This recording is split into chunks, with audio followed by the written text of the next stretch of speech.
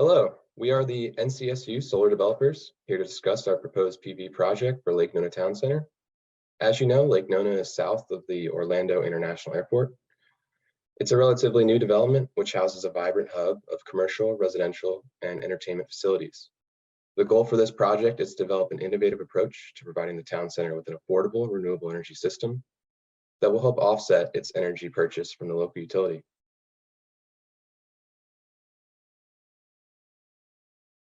As you can see in these figures here, the proposed PV systems for Lake Nona include rooftop on these three buildings here, and ground mount in the green area here, and floating solar on these two ponds you see here.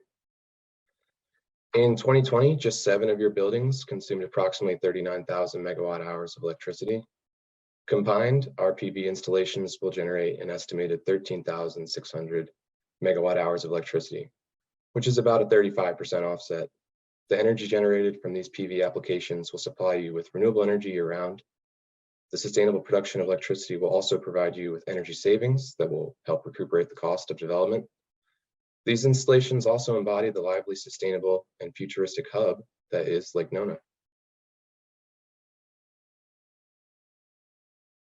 The NCSU Solar Developers are a diverse group of interdisciplinary members, including Alec, Andrew, Kate, Raj, Ravi, Sean, Ken, Lyra, and myself. We'd also like to thank the following entities for their consultation throughout this project. I'll now hand it over to Ravi. Thank you, Patrick.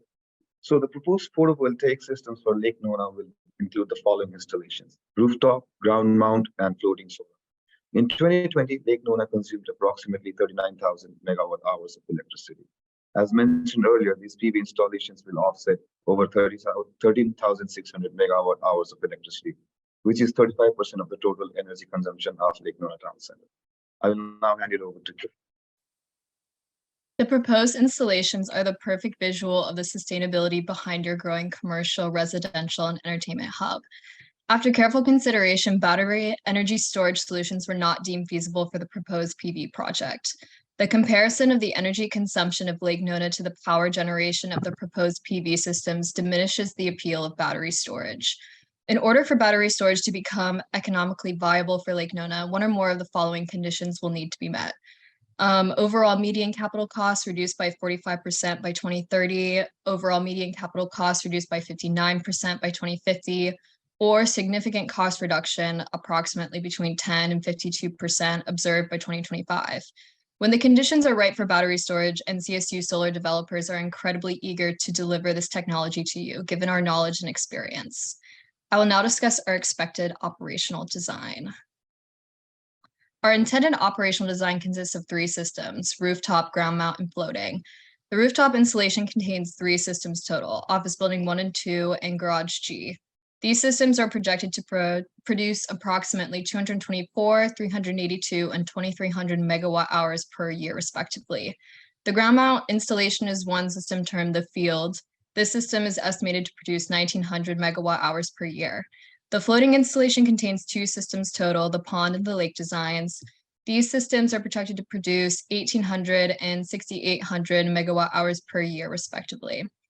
As previously stated, these PV installations will offset approximately 13,600 megawatt hours of electricity, which is about a 35% of your total consumption. Based on estimated labor, equipment usage, and repairs of these systems, operations and maintenance costs will be approximately $225,000 per year. Components like modules and inverters were selected for each system based on a cost-benefit analysis of performance and durability to reduce O&M costs as much as possible without largely sacrificing output.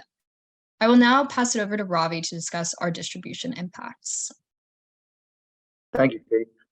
So the electrical distribution impact benefits of a system this size will reduce overall demand at peak hours and add generation capacity into the distribution network. This will ultimately decrease the stress on the local distribution system, which results in fewer power outages, improved power quality, and reduced electricity costs for consumers. As with any large power producer, we acknowledge the potential for grid infrastructure upgrades. This includes materials like conductors, inverters, transformers, but we deem that the long-term energy security and stability this system provides outweighs these risks. In addition, we would also need advanced control methods and monitoring systems. The absence of legal power purchase agreements in Florida pose other considerations for distribution impacts. Without a PPA, there may be limited mechanisms for the utility or grid operator to curtail the output of the PV system, which can result in overgeneration and instability in the local distribution system. The future installation of a battery storage system will diminish these short-term concerns. I will now pass it over to Alec, who will discuss the financial aspects of our system.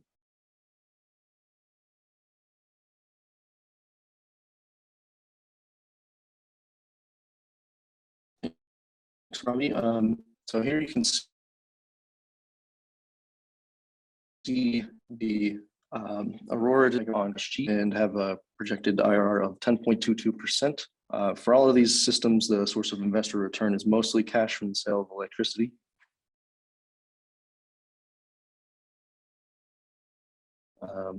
We can go to the next one. Okay.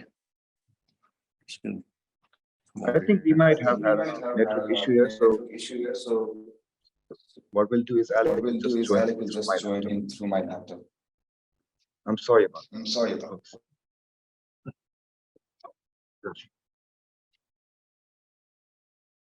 Hey, sorry about that. So real quick, this okay, now we're on office building 1. You can see here that this is the 133 kilowatt system for the Aurora design.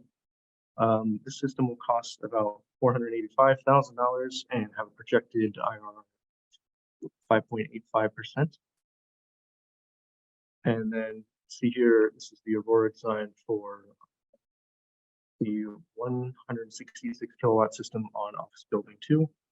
This is option 1 that we came up with. The system will cost about $670,000 and have a projected IRR of 6.42%. And then this is the 1.1 megawatt field systems ground mounted array. It will cost about $1.9 million and have a projected IRR of 13.21%. And this is the first floating PV design for one of the small ponds to the north of Lake Nuna Town Center. It will cost about $2.7 million and have a projected IRR of 9.44%. And then lastly, this is the 4.5 megawatt system on the lake to the south of Lake Nuna Town Center. It will cost about $9.8 million and have a projected IRR of 8.67%. And so here you can see the financial performance for all of the systems. So on the financial model, we used a PPA price of 10 cents per kilowatt hour. From there, we came up with the initial monthly lease payment by adding together the P50 revenue from the sale of the electricity. We added the O&M costs and insurance costs and then divided by 12 just to get simple monthly lease payment. And that's because Florida has no PPA allowed. So the total monthly lease payment for all the recommended systems will be $140,000, and from there, pass it to Andrew. Thank you, Alec. Next, I'm going to cover the key points of our development plan. For zoning, we found no compliance issues, nor did we find rezoning to be necessary, as Lake Nona is in a planned development zone. For land use, we had no compliance issues other than our potential wetlands impact with the ground mount system. For this, we tracked down the necessary wetlands impact permit with the City of Orlando. As we just alluded to, our authority having jurisdiction is the City of Orlando. Thus, most of our permitting will be done through them. For wetlands permitting, Orange County, Florida will be our AHJ. For applicable codes and ordinances, we additionally reference the City of Orlando, as well as available international fire and building codes. Our energy equity impact analysis focuses on 3 programs.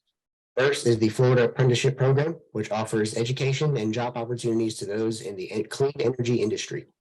Second is the Inclusive Energy Innovation Prize, which can be used to establish clean energy programs in disadvantaged schools of the greater Orlando area.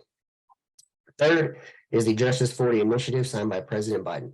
This initiative looks to allocate greater federal funding to projects benefiting disadvantaged and minority communities.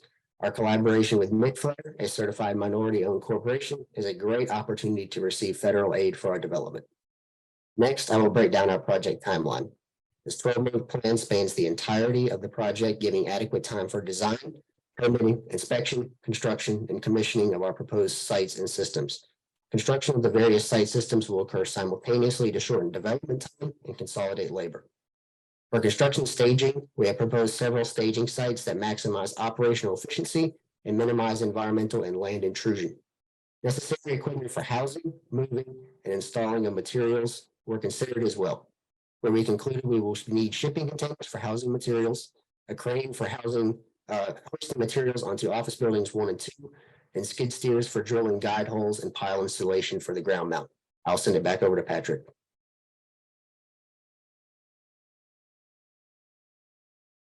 Thank you, Andrew. Our team strived to integrate technological and logistical innovations into our project proposal. We thoroughly assessed the available data and analytical tools to only make necessary assumptions, which ensured reliable financial models, system design, and construction timelines.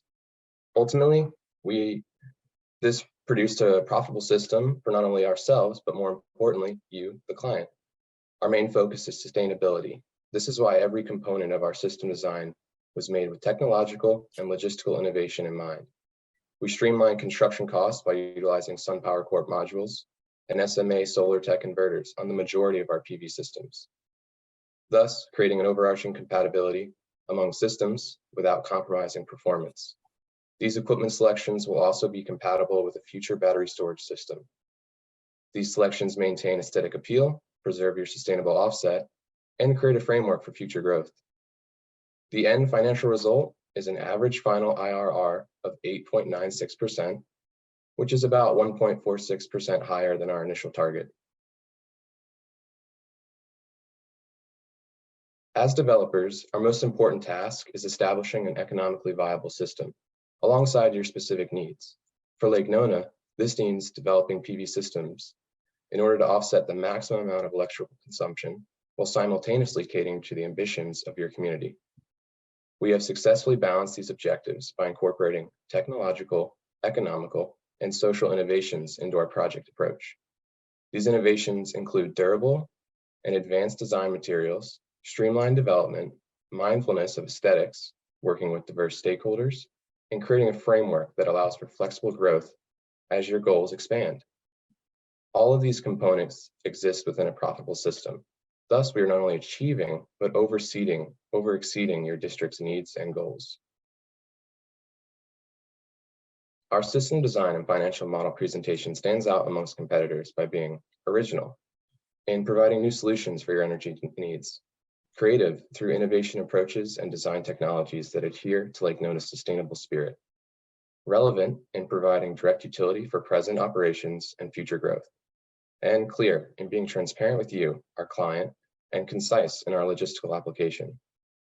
That concludes our presentation. Thank you for your time and consideration. We look forward to the opportunity of working together.